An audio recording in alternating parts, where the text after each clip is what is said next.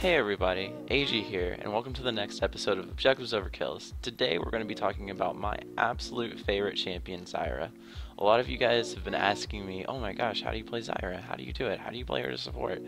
And I'm going to actually touch base on that in this video, and then in another video I'm going to come back and discuss certain things that you can do on Zyra in different given situations. So let's go ahead and get started.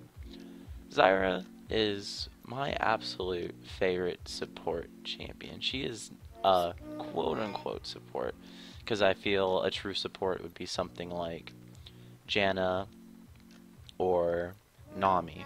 Those would be examples of like true supports. But Zyra, she does a lot of damage and has really good utility. I would consider her more of a utility mage, and she's also a very good mid laner. She's just a lot more difficult to play based on the current meta of champions that are played mid. However, she does do very well in the mid lane. But I'm going to help you guys play Zyra from a support perspective, and I'm going to talk about different sort of item builds that you can do for situations that you're going to be facing as a support that you need to pay attention to. So let's get started with her abilities. Zyra's passive, Rise of the Thorns, is pretty good. It's a skill shot. It does a significant amount of true damage, and you can really get some value out of this, especially if you're in the middle of a team fight. You've already dropped all your abilities, everything's on cooldown, you get targeted and focused. You can use this as a way to do a little bit of extra damage on top of what you're already going to do, just as long as you can practice hitting those skill shots. That is something very important. It procs off of her Q, W, E, or R. You just use it, aim it somewhere, and then shoot it. It's very good. Deadly Bloom is her Q ability. It does a good amount of AoE damage, and we'll talk more about this later in tandem with Rampant Growth, but it's just basically really easy poking her ass while you're in lane. Grasping Root is, well, it's a root. It's a good snare. It can keep people locked in place. They can still use abilities and such, they're just rooted. And it's very good CC, and we'll talk about that in tandem with Rampant Growth right now. When you use Rampant Growth, the different types of plants do specific sorts of things. For example, the Grasping Root plant will slow them and deal damage, while the Deadly Bloom plant will shoot at them and also deal damage. So we can look at this just to get a view of what the different kind of plants are, and we'll talk about that. The way that it was cast in this replay of her using the plants, we'll talk about how to better position your plants while actually playing Zyra, because you don't want to put your plants down first.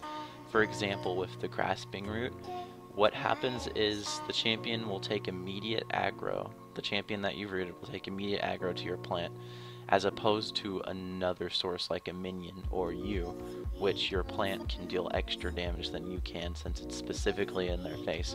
And most of the time people won't even focus the plants.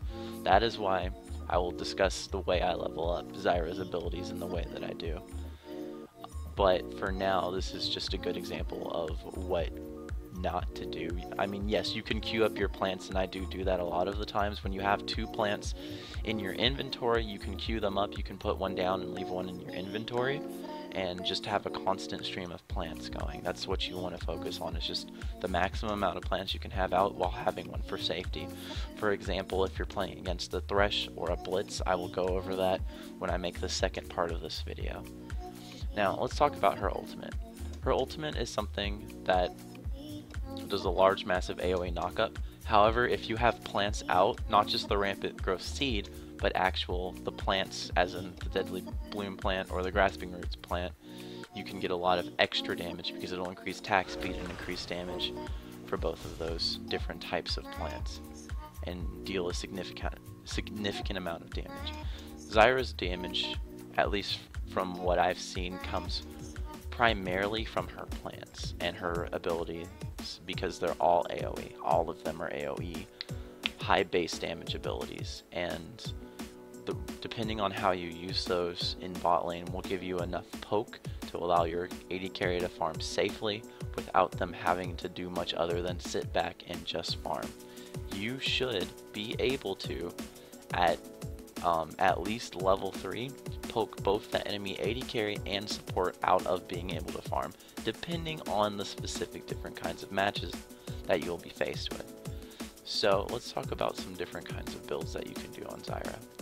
I've made a quick little item set that I can look over here, but let's talk about some few things. Okay, depending on your runes and masteries, which I'll probably go over in the description later, or if you want to check out my na.op.gg account, you can look at my runes and masteries. I have a, well, let's just go over that now. I have a mastery set up for AP support, or actually I think I just have support. Yeah, I just use the same, but you should definitely do more things. I use cooldown reduction on Zyra. I get unyielding, block, recovery, enchanted armor. I love move speed on Zyra because she is incredibly slow, so I get fleet of foot, get meditation, I get strength of spirit, alchemist, culinary master, greed, scavenger, wealth, expanded mind, bandit, intelligence, and wanderer. I definitely like a lot of move speed. It is my absolute favorite thing to get as far as masteries are concerned, because I do not like feeling like I'm limited, especially with champions that do not have escapes. As far as runes go, I use my AP support page, which is basically magic pin, and I like 1 crit chance rune, because having double on your auto attack, since that as a mage for me, I auto attack a lot, since that sometimes when your abilities are on cooldown, for that extra bit of poke, you want to be able to shoot them with your auto attack. And Zyra's auto attack is pretty good. It's got a very decent range, so giving it a critical strike chance, that's a chance of dealing 100 damage instead of 50, so on and so forth. Armor steals, what I like to do 4 greater scaling magic resist runes, and then I like to do greater glyphs of mana regeneration on Zyra, since that she needs a lot of mana, and you're going to need that for poking in lane. I also run ability power quints and 1 move speed, I believe. Yeah, 2 ability power and 1 move speed quint, just to go along with her high base numbers. I like to do extra damage, but you can also use a more defensive page. For example, I like to run this page, which is my Sona page, which I use magic resist flats, and then for magic resist scaling, the rest are going to be seals of armor, and then armor marks. This is what I want to do if I'm playing against probably like a high AD focused team, so that way I can sustain a lot better in lane when fighting against different types of people. So, since we talked about that, let's go back to the item sets. Now, when you start off the game, and depending on the runes and masteries, which I just went over, you should be able to purchase, as your starting build, a Spellpiece Edge, 3 health pods, 1 blue pot, and a warding trinket. With the changes to wards in Season 4, I do not believe that it is always necessary to purchase a green trinket, depending on the kind of jungler that you're going to go up against. Probably like 70 to 90% of the time, you're going to be going up against a jungler that ganks top lane first, so you won't have to worry, and by that time you should have enough money to back and either get a pink ward or a sight stone, which at this starting build, it's very good. You want to get the Spellpiece Edge because your plants will do damage to them passively, and it will proc that thing consistently. When you back, typically when I back with Zyra, I like to get a first back sight stone because it gives you the extra tankiness, so you can get more in the enemy's face and trade more frequently without having to be afraid of burst death. Unless you're going against Leona, you must always be afraid of Leona. She's incredibly difficult to deal with. However, even though a Leona matchup against you as Zyra support is difficult, it's still beatable. But this is just an example of like some items that you should get on a first back. You should start building your sight stone. You maybe want to pick up some boots. You probably want to upgrade to your Frostfang on your support item. Probably get some pots or a pink ward would also help. This is pretty crucial. Make sure that you switch out your yellow trinket for a red one. That is very important to do on your first back if you get the sight stone. That's something that you should just do on support, period. But let's talk about some of the more later game items. As you'll see, in these two builds, I don't necessarily finish the sight stone because you want the sight stone for vision. However, you still want to get your other damaging items first. For example, this first one is, if you're going up against probably like an AD focused team that doesn't have a bunch of stealth and you want to do a lot of damage and your team is doing very well, you want to get the Sork boots because you want that extra penetration.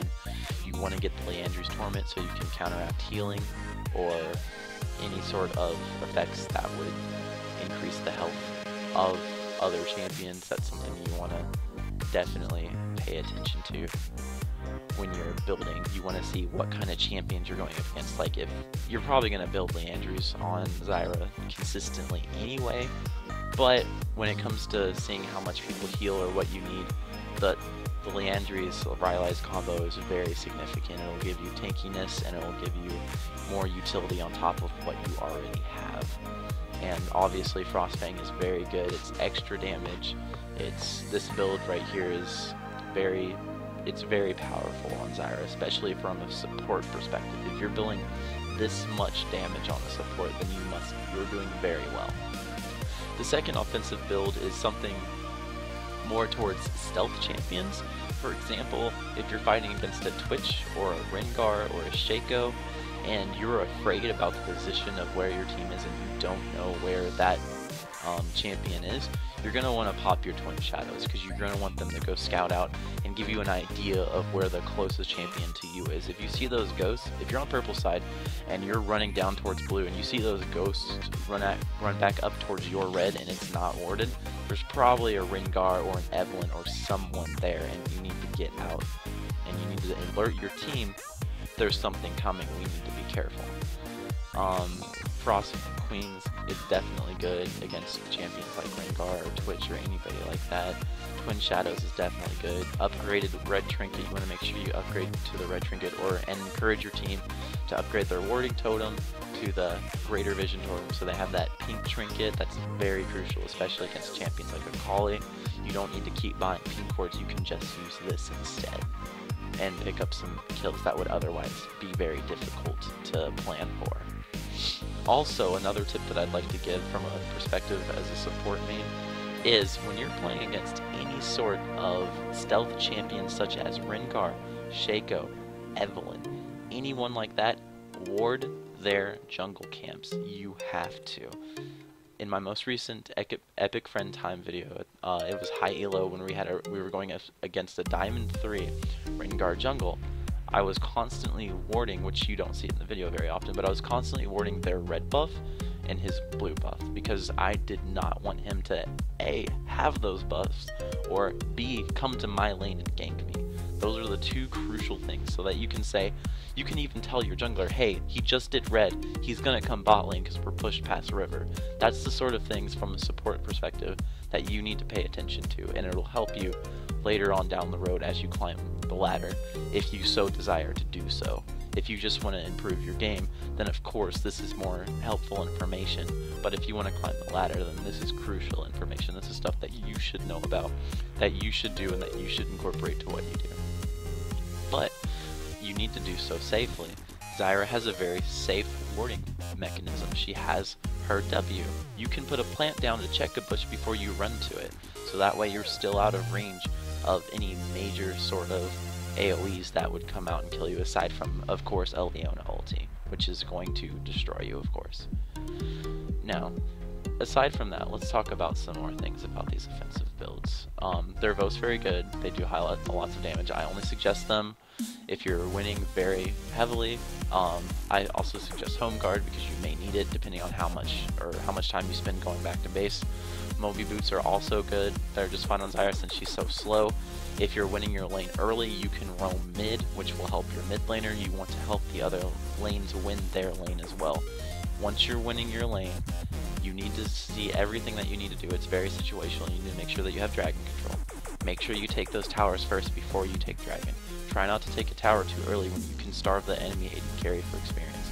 That's a very common mistake that I've seen at lower elos where people will take a tower too early and then allow the enemy AD carry to catch up.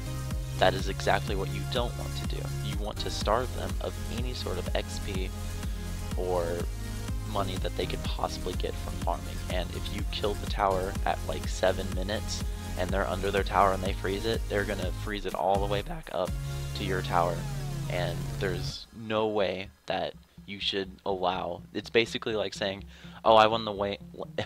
It's basically like saying, oh, I won the lane, but here's some pity XP and money because we're gonna win this game now. And that common mistake usually ends up throwing games later because the enemy AD carry is able to catch back up and make better decisions and better plays, and then get back in the game. And then the Vayne that you thought was ineffective, or the Corki that you thought couldn't do anything, is now killing your entire team and you don't know what happened. So that's something to very heavily think about and focus on. Next, I would like to talk about AD defensive items that you can get. Some of the things that I like to get on AD defensive Zyra would be a Randuin's Omen, Ninja Tabby, a completed Ruby Sightstone. Depending on how long your game goes, this should be something that you complete sooner because you will need the wards. Mercurial's Crucible. The reason why I want this item is because I want to negate any sort of slow from a red buff. I want to deal with a possible AP mid laner, any sort of thing like that. This is something that you want to do if you're going to also up against a sustain lane that has high CC. For example, like a Sona. If you're playing against a Sona, you must get a Crucible. It is very helpful. Unless you're winning your lane very heavily, then you do not need the Crucible. But it is a very good item, and it allows you to spam your abilities more so than you otherwise would be able to. It's a very good item. I very strongly suggest the Crucible. Leandry's Torment and Rylai's, that'll give you more tankiness on top of your armor that you've got. Very good items. And then for Master Yi, he's a special case. He's very difficult to deal with. These are just an example of some of the items that you can get. For Master Yi, I preferably like to get Thornmail, Randuin's, and this item. You will probably still have your Frostfang, as opposed to your damage items such as Leandry's. You don't necessarily need that. You've already got enough base numbers. You just want to focus on your utility at that point. You want to focus on CCing him. You want to focus on peeling him away from your team. You don't want anyone to get caught by Master Yi, because you have two forms of hard CC. However, they are both not instant. They take time. Your root takes a little bit of time to travel, and your ultimate takes time for it to actually proc. So you need to pay very close attention to both of those things and who you're playing up against. So these are just two different types of examples of items that you can get. I definitely strongly suggest getting Ninja Tabby over Sork Boots if you're playing against a heavy AD based team, because it'll give you the tankiness when they try to focus you. That's another common mistake. A lot of people don't press tab and check the other item builds of the people they're going against.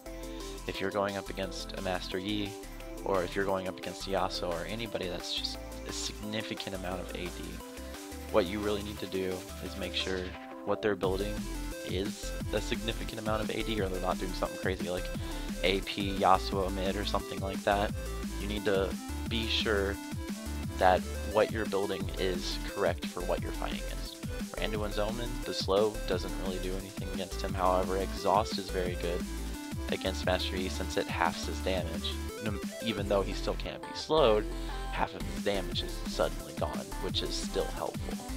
Mercurial's Crucible will give somebody that extra boost when Master Yi is about to execute somebody with probably an Alpha Strike or something. You can heal them to attempt to save them, which sometimes it does, sometimes it doesn't.